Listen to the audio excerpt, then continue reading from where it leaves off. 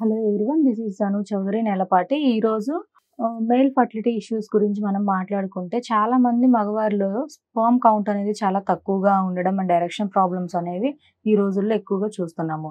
అయితే ఈ లో స్పెర్మ్ కౌంట్‌కి రీజన్స్ ఏంటి? స్ట్రెస్సా? లేదు అంటే జాబ్ దగ్గర వీళ్ళ వీళ్ళు కూర్చునే సిట్టింగ్ పొజిషనా? తీసుకునే ఆహ్, ఆహారంలో ఏమైనా లోపమా? అనని చాలా రకాల క్వెషన్స్ అనేవి ఇప్పుడు చాలా మందిలో ఉంటున్నాయి. సో, దీని గురించి మనం బ్రీఫ్‌గా మాట్లాడుకుంటే, వెనకటి రోజుల్లో చూసుకుంటే చిన్న ఏజ్‌లోనే అంటే అబ్బాయిలకొచ్చేసరికి 21 ఇయర్స్‌కి మ్యారేజ్ చేసేయడం, అమ్మాయిలకొచ్చేసరికి 16-18 సంవత్సరాల వయసులోనే మ్యారేజెస్ చేయడం, వీళ్ళు హెల్తీగా ఉండడం. అండ్ ఇప్పుడున్నంత బిజీ లైఫ్, ఇప్పుడున్నంత కల్తీ ఆహారం అనేది అప్పట్లో లేదు. అప్పుడు గుడ్ న్యూట్రిషన్ దొరికేది, హైజీన్ ఉండేది, ఫుడ్ కూడా మనుషుల్లో గూడా చాలా ఎనర్జీ లెవెల్స్ స్ట్రాంగ్‌గా ఉండేవి. సో, వీటి వల్ల ఏమయ్యేది అనంటే చాలా హెల్తీగా ఉండేవాళ్ళు. వీళ్ళకి ఫర్టిలిటీ ఇష్యూస్ ఏమీ లేకుండా పోయేది. ఈ పెళ్ళైన సంవత్సరం తిరిగొచ్చేసరికి వీళ్ళు పిల్లల్ని కనేయడం ఇలా ప్రాసెస్ అనేది జరిగిపోతూ ఉండేది. అండ్ వుమెన్‌కి కూడా చక్కగా పీరియడ్స్ అనేవి మంత్లీ రెగ్యులర్‌గా వచ్చాయి. దట్ టూ నార్మల్ డెలివరీస్ అయ్యేవాళ్ళు. బట్ నౌ ఏ డేస్ ఇది చాలా ఇబ్బందికరంగా ఉంది. పెళ్లి చేసుకోవడమేమో 30 సంవత్సరాలను దాటిన తర్వాత 40 సంవత్సరాలకు చేసుకునే వాళ్ళు కూడా కొంతమందున్నారు. దాంతో పాటు అమ్మాయిలకు కూడా 30 ఇయర్స్, 36 ఇయర్స్ అయినా కూడా చేసుకునే వాళ్ళు కొంతమంది ఉంటున్నారు. అండ్ మగవారిలో చూసుకుంటే మనం ఎస్పెషల్లీ చాలా మంది మగవారికి స్పెర్మ్ కౌంట్ అనేది చాలా తక్కువగా ఉంటుంది. తక్కువగా ఉండటంతో పాటు పల్చగా రావడం, ఆ వచ్చే స్పెర్మ్ కూడా అన్‌హెల్తీగా ఉండడం, అది ఎగ్ లోపలికి కూడా వెళ్ళడానికి ఫైట్ చేసే కెపాసిటీ లేకపోవడం ఆ స్పెర్మ్ సెల్స్‌కి. సో, ఇవి మెయిన్ రీజన్స్. అయితే అసలు ఈ స్పెర్మ్ కౌంట్ ఇలా పల్చగా రావడానికి రీజన్ ఏంటి అని మనం మాట్లాడుకుంటే, ఫర్ ఎగ్జాంపుల్ ఈ రోజుల్లో చూసుకుంటే ఆల్మోస్ట్ అందరూ సిట్టింగ్ పొజిషన్‌లో ఉండే జాబ్సే. ఎవరికి మనం 100లో మినిమమ్ 90% పీపుల్స్‌లో చూసుకుంటే. లైక్ దట్ మనం లారీ డ్రైవింగ్ ఫీల్డ్‌లో ఉన్న వాళ్ళని చూసుకుంటాము. వాళ్ళు లాంగ్ డ్రైవ్స్‌కి అలా వెళ్ళాలి అన్నా కూడా ఎక్కువ సేపు సిట్టింగ్ పొజిషన్‌లో ఉండడం వల్ల ఏమవుతుంది అంటే, కూర్చున్నప్పుడు ఆ ప్లేస్ అంతా గూడా హీట్ బాగా వేడవుతుంది. సో, ఆ హీట్‌కేంటంటే అక్కడ లోపల వీళ్ళకి తయారయ్యే ఆ స్పెర్మ్ ఏదైతే ఉంటదో అది ఆ వేడికి కొంత లోపలే చనిపోతుంది.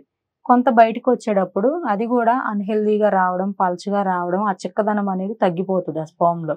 అదొకటి. అండ్ ఇప్పుడు సాఫ్ట్‌వేర్ ఫీల్డ్ ఎక్కువైపోయింది. చాలా మంది ఇప్పుడు అందరూ సాఫ్ట్‌వేర్‌లో చూసుకుంటే కూడా చాలా మందికి fertility issues and unhealthy sperm అనేది కనిపిస్తుంది. సో, వీళ్ళు గూడా ఎక్కువగా సిస్టమ్స్ ముందు కూర్చోవడం, దట్ టూ ఇక్కడ ఒడిలో పెట్టుకొని సిస్టమ్ పెట్టుకోవడం, ఆ రేడియేషన్‌కి అదంతా హీట్ ఎక్కువైపోయి స్పెర్మ్ అనేది తగ్గిపోవడం, పల్చగా అయిపోవడం ఇలా జరుగుతుంది. అండ్ బ్యాడ్ హ్యాబిట్స్ విషయానికొస్తే చాలామందేంటంటే ఆల్కహాల్, స్మోకింగ్‌కి అడిక్ట్ అయ్యి ఉన్నారు ఈ రోజుల్లో. సో, వీటి వల్ల గూడా స్పెర్మ్ కౌంట్ తగ్గే ఛాన్స్ అనేది ఉంటది. అండ్ సమ్ పీపుల్స్‌లో చూసుకుంటే ఇప్పుడు ఈ రోజుల్లో ఎరెక్షన్ ప్రాబ్లమ్స్ రావడం, చిన్న ఏజ్ నుంచే వీళ్ళు ఫోన్ సైట్స్‌కి అడిక్ట్ అవ్వడం. సో, వీటి వల్ల గూడా ఈ ప్రాబ్లమ్స్ అనేవి ఉన్నాయండి. హైజీన్ ఫుడ్ తీసుకోకపోవడం, ఎక్కువగా బయట మార్కెట్‌లో దొరికే ఏవైతే ఉంటాయో జంక్ ఫుడ్‌లు, ఆయిల్ ఫుడ్‌లు, ఏవో డిఫరెంట్ టైప్ ఆఫ్ ఆయిల్స్ ఉన్నాయి మనకి. వాడిన నూనెనే 10 సార్లు వాడడం. వీటితో తయారు చేసే ఆహారాన్ని ఎక్కువగా తీసుకోవడం వల్ల ఈ ప్రాబ్లమ్స్ ఉంటున్నాయి.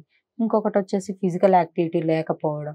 మనం ఎంత హైజీన్ ఫుడ్ తీసుకున్నా గూడా మన శరీరానికి కొంచెం ఎక్సర్‌సైజెస్ అనేవి చాలా చాలా అవసరం. యోగా, మెడిటేషన్ వెళ్ళగలిగిన వాళ్ళైతే జిమ్‌కి గూడా వెళ్ళడం.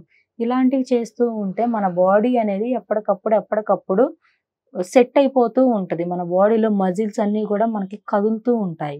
సో, వీటి వల్ల ఏమవుతుందంటే మనకు డైజెషన్ ఇంప్రూవ్ అవుతుంది. అండ్ కాన్‌స్టిపేషన్ ప్రాబ్లమ్ తగ్గుతుంది. మనకి కొత్తగా ఆకలి వేస్తుంది.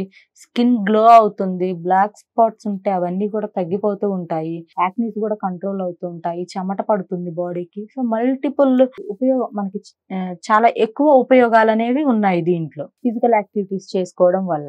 ఇదొకటి. అయితే మరి మనం ఈ స్పెర్మ్ కౌంట్ పెంచుకోవాలి అంటే మనం ఎటువంటి ఫుడ్ తీసుకోవాలని మాట్లాడుకుంటే, మనం ఎక్కువగా pumpkin seeds, chia seeds, dry ఫ్రూట్స్‌కొచ్చేసి కాజు, బాదం, పిస్తా వాల్నట్స్ అండ్ ఎండు ఖర్జూరాలు, ఎండు ద్రాక్షాలు, ఖచ్చితంగా ఈ ఫుడ్స్ మాత్రం డైలీ మీరు తినే ఆహారంలో మొత్తం కలిపినవి ఒక 50 గ్రామ్స్ ఆర్ 100 గ్రామ్స్ యాడ్ చేసుకోండి. మొత్తం కలిపినవి ఒక 100 గ్రామ్స్ ఉండేలా చూసుకుంటే గనుక డైలీ ఆహారంలో ఫాస్ట్ గా మీకు ఈ స్పర్మ్ కౌంట్ అనేది ఇంక్రీజ్ అవుతూ ఉంటది. అండ్ దానితో పాటు స్లీప్ ప్రాబ్లం కూడా మీకు కరెక్ట్ అవుతుంది. అండ్ హెయిర్ లాస్ ఉన్నా కూడా హెయిర్ లాస్ కూడా మీకు తగ్గిపోయి జుట్టు బాగా ఒత్తుగా కనిపిస్తూ ఉంటుంది. అండ్ ఫర్టిలిటీ కూడా మీకు ప్రెగ్నెన్సీ కూడా కన్ఫర్మ్ అయ్యే ఛాన్స్ అనేది ఉంటుంది. ఇదొకటి. అండ్ ఇంకొకటి కూడా చెప్పాలనుకున్నాను. థైరాయిడ్ ఇష్యూస్ ఉన్నా కూడా వీళ్ళకి ఈ ప్రాబ్లమ్స్ ఉంటాయి. ఈ ఫర్టిలిటీ ఇష్యూస్ అనేవి. సో మగవారిలో కొంచెం తక్కువ థైరాయిడ్ ప్రాబ్లమ్స్ అనేవి ఎక్కువగా ఆడవారిలోనే చూసుకుంటాం మనం.